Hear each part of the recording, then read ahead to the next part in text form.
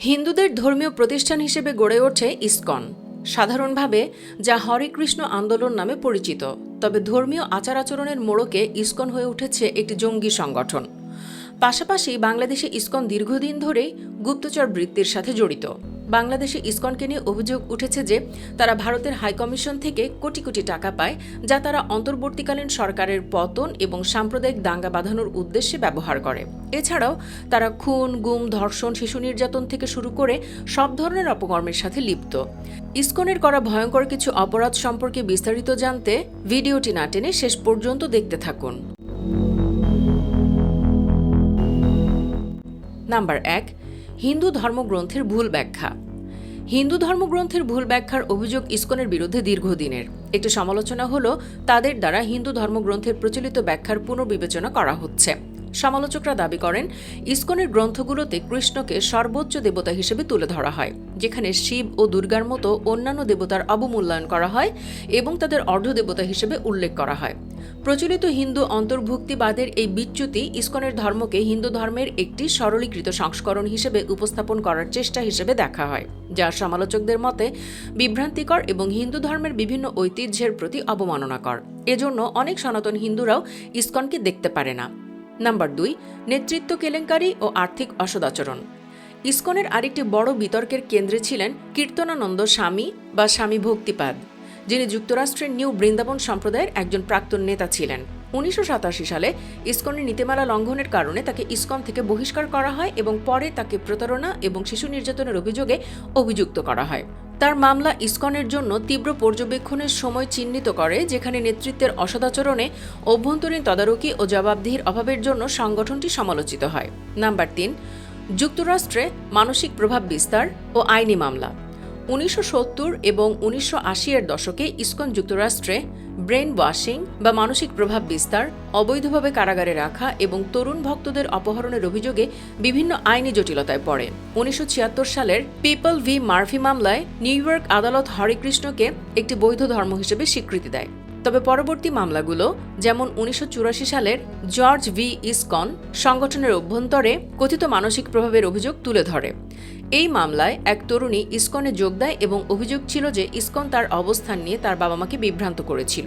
মামলাটি বিভিন্ন রায়ের দিকে নিয়ে যায়। কিছু অভিযোগ খারিজ করা হলেও শেষ পর্যন্ত ইসকন পরিবারটির মানসিক দুর্দশার জন্য দায়ী বলে সাব্যস্ত হয়।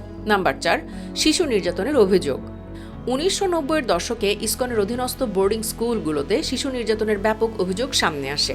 যুক্তরাষ্ট্র ও ভারতের ইসকন পরিচালিত স্কুলগুলোতে 1970 এবং 1980-এর দশকে অনেক শিশু শারীরিক, মানসিক এবং যৌন নির্যাতনের শিকার হয়েছিল বলে তদন্তে প্রকাশ পায়। এই নির্যাতনের জন্য আংশিকভাবে ইসকনের নেতৃত্ব কাঠামোকে দায়ী করা হয়, যা গার্হস্থ্য জীবন ও শিশুদের মূল্যায়নকে তেমন গুরুত্ব দেয়নি।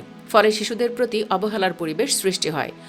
জনসমালোচনা ও আইনি চ্যালেঞ্জের পর ইসকন চাইল্ড প্রোটেকশন অফিস এবং ইসকন রিজলভ প্রতিষ্ঠা করে, যা শিশুদের অধিকার ও সুরক্ষা নিশ্চিত করতে নিয়োজিত অভ্যন্তরীণ সংস্থা হিসেবে কাজ করে।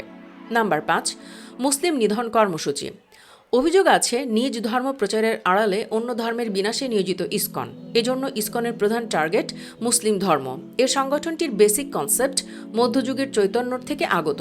চৈতন্যর অন্যতম থিওরি হচ্ছে নির্জীবন করো আজি সকল ভুবন, যার অর্থ সারা পৃথিবী থেকে মুসলমান মুক্ত করো।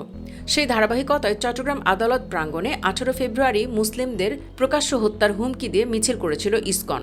সেই মিছিলে স্লোগান দেওয়া হয়, ধরো ধরো মুসলিম ধরো, ধরে ধরে জবাই করো। বিশ্বস্ত সূত্রে জানতে পারা যায় এহেন কাজে নেতৃত্ব দেয় জুয়েলাইজ নামক এক ব্যক্তি। পরে জুয়েলেরই এক বয়ানে তার ইসকন সম্পৃক্ততার প্রমাণ মেলে। বাংলাদেশে ইসকনের সাম্প্রতিক রাজনৈতিক ও সাম্প্রদায়িক কার্যকলাপ সম্পর্কে জেনে নেওয়া যাক। সম্প্রতি আন্তর্জাতিক কৃষ্ণ ভাবনামৃত সংঘ বা ইসকন বাংলাদেশে এমন কিছু কার্যকলাপের সাথে যুক্ত হচ্ছে যা রাজনৈতিক ও সাম্প্রদায়িক উত্তেজনা সৃষ্টি করছে।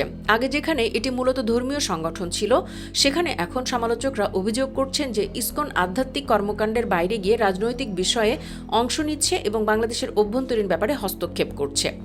প্রতিবেদন অনুযায়ী ইসকন বাংলাদেশে ভারতীয় হাইকমিশন থেকে আর্থিক সহায়তা পায়, যা দেশটির অভ্যন্তরীণ রাজনৈতিক ও ধর্মীয় পরিস্থিতিতে প্রভাব বিস্তারের জন্য ব্যবহৃত হচ্ছে বলে অনেকে বিশ্বাস করে। সমালোচকদের মতে ইসকন বাংলাদেশে হিন্দু সংখ্যালঘুদের নির্যাতনের একটি বানোয়াট চিত্র তুলে ধরছে।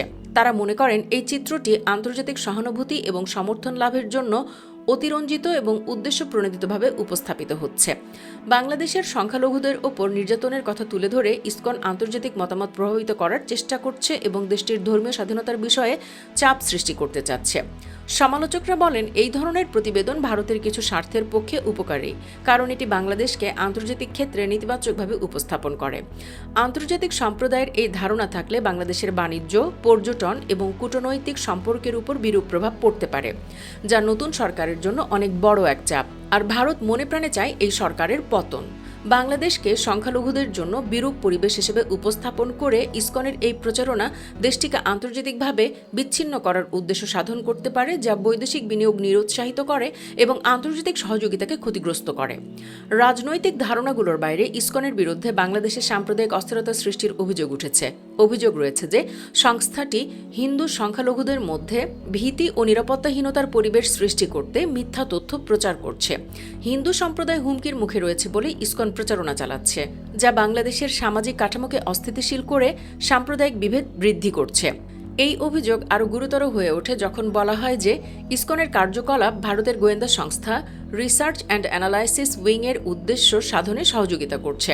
সমালোচকরা বিশ্বাস করেন যে ইসকন সম্ভবত বাহ্যিক সংস্থাগুলোর সাথে মিলে বাংলাদেশের অভ্যন্তরীণ স্থিতিশীলতা বিঘ্নিত করতে একটি বিভ্রান্তিকর ধারণা ছড়াচ্ছে। এই ধরনের বাহ্যিক হস্তক্ষেপ যদি প্রমাণিত হয়, তবে এটি ইসকনের মূল লক্ষ্য কৃষ্ণ ভাবনামৃত প্রচার ও আধ্যাত্মিকতার প্রচারের থেকে একটি বড় বিচ্যুতি হিসেবে পরিগণিত হবে। চট্টগ্রামে সাম্প্রতিক এক সহিংস ঘটনায় ইসকন সদস্যদের জড়িত থাকার পর ইসকনকে ঘিরে বিতর্ক আরও তীব্র হয়। প্রতিবেদনে বলা হয়েছে, ইসকন সদস্যরা চট্টগ্রামে আইন শৃঙ্খলা রক্ষাকারী বাহিনীর সাথে সংঘর্ষে জড়িয়েছে এবং সেখানে তারা প্রাণঘাতী অস্ত্র দিয়ে পুলিশের উপর হামলা চালিয়েছে এবং একজন আইনজীবীকে হত্যা করেছে। এই ঘটনা সংগঠনের উদ্দেশ্য ও কার্যপদ্ধতি নিয়ে গুরুতর প্রশ্নের জন্ম দিয়েছে। পর্যবেক্ষকরা উল্লেখ করেছেন যে এই ধরনের আক্রমণ উদ্বেগজনক, কারণ এটি ইঙ্গিত দেয় যে ইসকন একটি শান্তিপূর্ণ ধর্মীয় আন্দোলন থেকে সহিংসতা অবলম্বনের দিকে ঝুঁকছে। এই ঘটনাগুলো সমালোচকদের কাছে ইসকনকে জাতীয় নিরাপত্তার জন্য হুমকি হিসেবে আখ্যায়িত করার কারণ হয়েছে। সমালোচকদের মতে ইসকনের আগ্রাসী কার্যকলাপ এবং এর কথিত সাম্প্রদায়িক ও রাজনৈতিক প্ররোচনা বাংলাদেশের শান্তি ও স্থিতিশীলতার জন্য হুমকি সৃষ্টি করছে। চট্টগ্রামের এই ঘটনাটি ইসকনকে আরও কঠোরভাবে নিয়ন্ত্রণের প্রয়োজনীয়তার কথাই সামনে নিয়ে এসেছে, যেখানে কেউ কেউ মনে করছেন যে এটি সন্ত্রাসী সংগঠনে রূপান্তরিত হতে পারে। অভিযোগ এবং সাম্প্রদায়িক সহিংস ঘটনার কারণে বাংলাদেশে ইসকনের কার্যক্রমের ওপর কঠোর নিয়ন্ত্রণ বা সরাসরি নিষেধাজ্ঞার দাবি বাড়ছে। অতীতে বিভিন্ন দেশ ইসকনের কার্যক্রমে সীমাবদ্ধতা আরোপ করেছে, বিশেষত যখন সংগঠনের কার্যকলাপ ধর্মীয় অনুশীলনের গণ্ডি ছাড়িয়ে রাজনৈতিক হস্তক্ষেপ বা সামাজিক বিশৃঙ্খলা সৃষ্টির পথে এগিয়েছে।